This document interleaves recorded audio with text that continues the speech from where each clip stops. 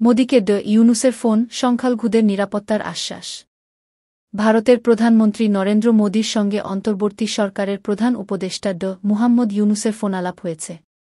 সংবাদমাধ্যম এনডিটিভি জানিয়েছে, ফোনালাপে মুহাম্মদ ইউনূস ভারতের প্রধানমন্ত্রীকে বাংলাদেশে হিন্দুসহ সব সংখ্যালঘুর পূর্ণ নিরাপত্তা নিশ্চিতের আশ্বাস দিয়েছেন। শুক্রবার ১৭ আগস্ট সামাজিক যোগাযোগ মাধ্যম এক্সে দেয়া পোস্টে ফোনালাপের বিষয়টি নিশ্চিত করেছেন নরেন্দ্র মোদি। তিনি লিখেছেন, বাংলাদেশের অন্তর্বর্তী সরকারের প্রধান উপদেষ্টা অধ্যাপক ইউনূসের কাছ থেকে ফোন পেয়েছি। বর্তমান পরিস্থিতি নিয়ে কথা হয়েছে। পোস্টে তিনি আরও লেখেন, একটি গণতান্ত্রিক, স্থিতিশীল, শান্তিপূর্ণ এবং অগ্রগামী বাংলাদেশের প্রতি ভারতের সমর্থনের বিষয়টি পুনর্ব্যক্ত করেছি। তিনি আমাকে বাংলাদেশে হিন্দুসহ সমস্ত সংখ্যালঘুদের সুরক্ষা ও নিরাপত্তা নিশ্চিতের আশ্বাস দিয়েছেন।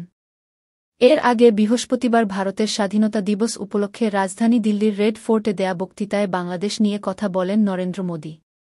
তিনি বলেন, ভারত সবসময় বাংলাদেশের অগ্রগতির শুভাকাঙ্ক্ষী। আমরা আশা করি বাংলাদেশের পরিস্থিতি দ্রুত স্বাভাবিক হবে। ভারতীয়রা বাংলাদেশে বসবাসকারী হিন্দুসহ সংখ্যালঘুদের নিরাপত্তা চায়। গত ৫ আগস্ট ছাত্রজনতার গণান্দোলনের মুখে পদত্যাগ করে ভারতে পালিয়ে যান বাংলাদেশের সাবেক প্রধানমন্ত্রী শেখ হাসিনা। এরপর ৮ আগস্ট নোবেলজয়ী অধ্যাপক মুহাম্মদ ইউনূসের নেতৃত্বে শপথ নেয় অন্তর্বর্তী সরকার।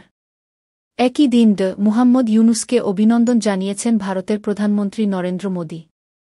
সামাজিক মাধ্যম এক্সে দেয়া এক পোস্টে ভারতের প্রধানমন্ত্রী বলেন, অধ্যাপক মুহাম্মদ ইউনূসকে তার নতুন দায়িত্ব গ্রহণের জন্য আমার শুভেচ্ছা।